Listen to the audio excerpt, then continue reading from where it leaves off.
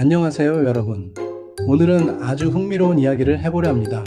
바로 어제 한국 대통령이 미국 정상과의 만남에서 보여준 칭찬의 기술입니다.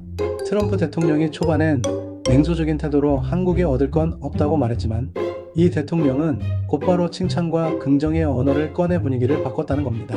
미국이 다시 위대해지고 있다는 말, 대통령님의 성과를 높이 평가한다는 말, 그리고 트럼프 대통령이 좋아하는 골프까지 언급하며 공감을 끌어냈죠. 결국 회담은 예정 시간을 훌쩍 넘긴 2시간 20분 동안 이어졌습니다. 여러분도 이런 경험 있으시지요?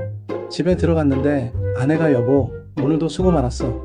당신 덕분에 우리 가족이 이렇게 편안하게 살 수 있는 거야. 항상 고마워라고 말해준다면 아마 하루 종일 쌓인 스트레스가 한 번에 풀리면서 내일도 힘내서 일해야지 하는 마음이 생길 거예요. 반대 상황도 생각해보세요. 회사에서 밤늦게까지 프레젠테이션 준비를 했는데 다음날 아침에 상사가 보더니 아니 이걸 준비라고 한 거냐? 이걸로 어떻게 발표를 하라는 건지 하고 말한다면요? 아마 그 순간 모든 의욕이 사라지면서 내가 뭐하러 이렇게 열심히 했나는 허탈감이 밀려올 거예요. 칭찬을 들으면 우리는 왜 기분이 좋아지고 웃음이 나오고 행복감이 높아질까요? 뇌과학 연구에 따르면 우리가 칭찬을 들으면 뇌에서 도파민과 옥시토신이 분비된다고 해요. 도파민은 우리에게 기분 좋은 느낌을 주고 옥시토신은 상대방과의 신뢰감을 높여주는 호르몬이죠. 그래서 협상 테이블에서도 칭찬 한마디가 이렇게 강력한 무기가 되는 거예요. 트럼프 대통령도 그 순간 뇌에서 기분 좋은 호르몬이 분비되면서 마음이 열렸던 거죠. 실제로 하버드 대학교에서 진행한 연구를 보면 직장에서 정기적으로 칭찬을 받는 직원들의 업무 성과가 그렇지 않은 직원들보다 31% 높았다고 해요. 또 이직률은 40% 낮았고요. 단순히 기분이 좋아지는 게 아니라 실제 성과에도 엄청난 영향을 미치는 거예요.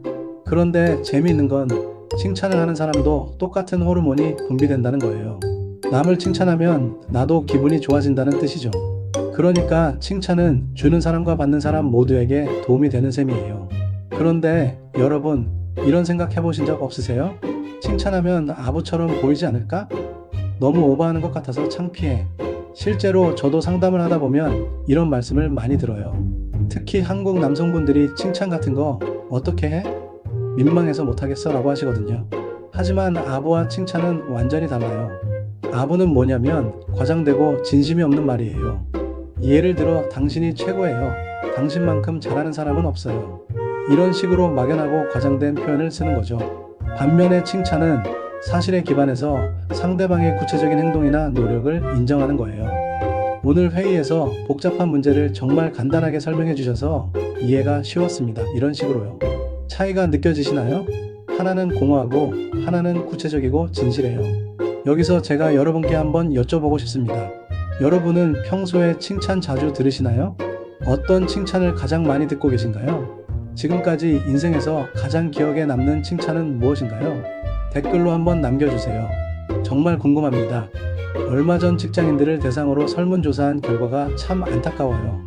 사람들이 가장 자주 듣는 칭찬이 뭔지 아세요? 잘했어, 수고했어, 이 정도래요. 왜 이렇게 평범한 말밖에 듣지 못할까요? 가장 큰 이유는 우리의 문화가 잘하는 건 당연하다고 생각하기 때문입니다.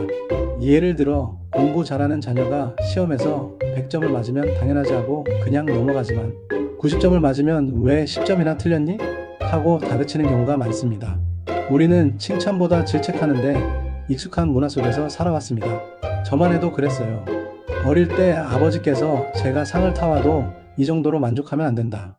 더 잘할 수 있다고 말씀하셨거든요. 지금 생각해보니 저를 더 발전시키려는 마음이셨지만 그때는 내가 뭘 해도 인정받지 못하는구나 하는 생각이 들었어요. 또한 어릴 때부터 칭찬하는 법을 제대로 배운 적이 없다는 것도 중요한 이유입니다. 학교에서도 집에서도 부족한 점을 찾아서 개선하라는 말은 많이 들었지만 상대방의 장점을 찾아서 칭찬하라는 말은 거의 듣지 못했죠. 그러다 보니 진심 어린 칭찬을 주고받는데 서툴 수밖에 없는 것이죠. 실제로 외국 친구들과 이야기해보면 정말 다르거든요. 미국 친구는 제가 새 옷을 입고 나가면 와, 그 색깔이 너한테 정말 잘 어울린다. 멋지다. 어디서 샀어? 라고 자연스럽게 칭찬해 주는데 한국 친구들은 무반응인 경우가 많아요. 그렇다면 어떻게 해야 아부가 아닌 정말 힘이 되는 칭찬을 할 수 있을까요? 첫 번째, 사실에 근거해서 말하세요. 수고했어. 대신 오늘 보고서에서 숫자를 정말 깔끔하게 정리해줘서 한눈에 이해가 됐어. 덕분에 회의가 훨씬 수월했어 라고 말하는 거예요.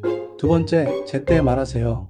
일주일 후에 저번에 잘했더라 라고 하면 효과가 반감돼요. 그 순간 바로 그때 말해주는 게 중요해요.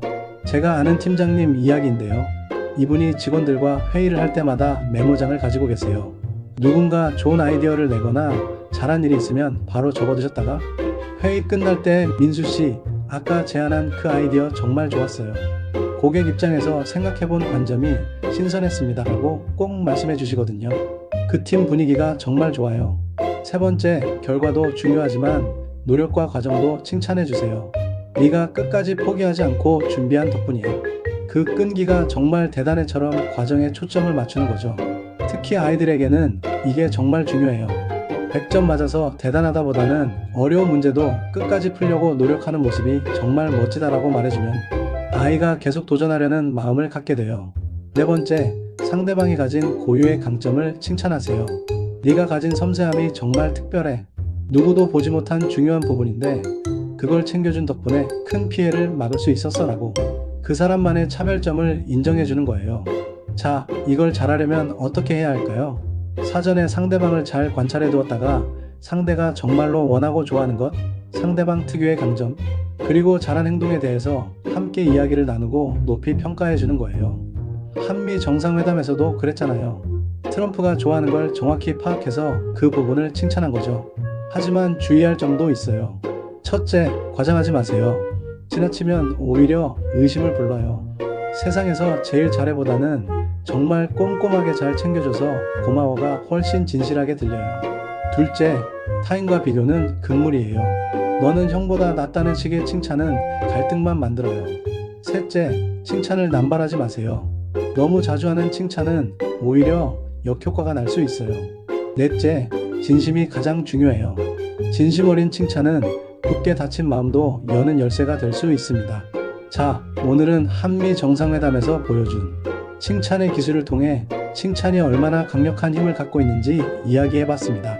칭찬은 돈이 드는 것도 아니고 거창할 필요도 없어요. 하지만 진심 어린 한마디가 냉랭한 협상을 바꾸고 관계를 살리고 가정을 더 따뜻하게 할 수 있습니다.